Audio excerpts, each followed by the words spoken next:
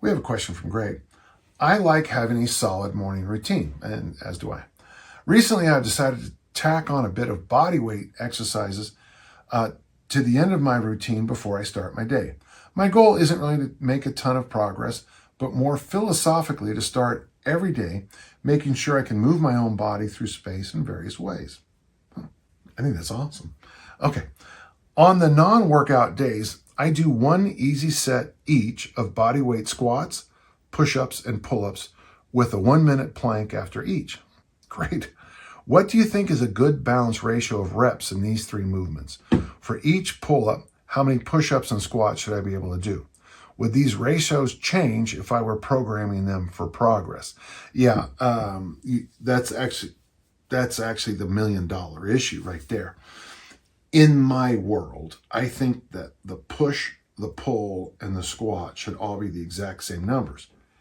But the bells ring because doing push-ups, and you can do a lot of push-ups. Barry Mamini and I in high school for our president's test, we found out, I can't remember how, but somebody from the period before us did 100, of course. So, Barry and I came into the thing just going to try to smash whatever that person did. Don't remember who did the most. And since I don't remember, it probably wasn't me. But it is you can do a lot of push-ups and you can do a lot of body weight squats, but most people can't do a lot of pull-ups.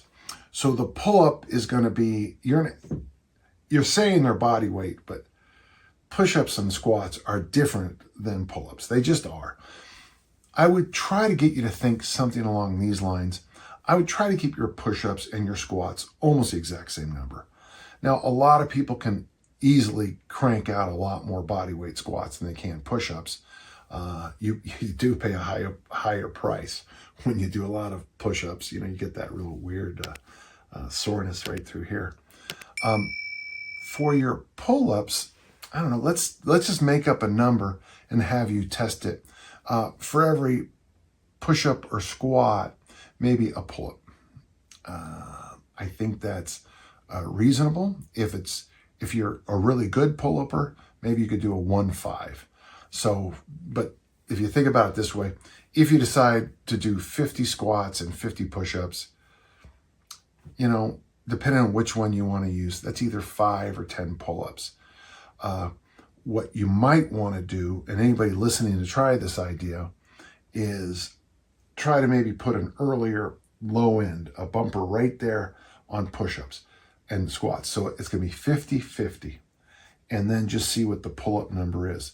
The key I want you to think about, Greg, and I like this question, is with your pull-ups, if you're banging away on your pull-ups every day and you're going to failure on them, your elbows are going to, you didn't tell us your age, but your elbows are going to be barking at you very loudly, very quickly.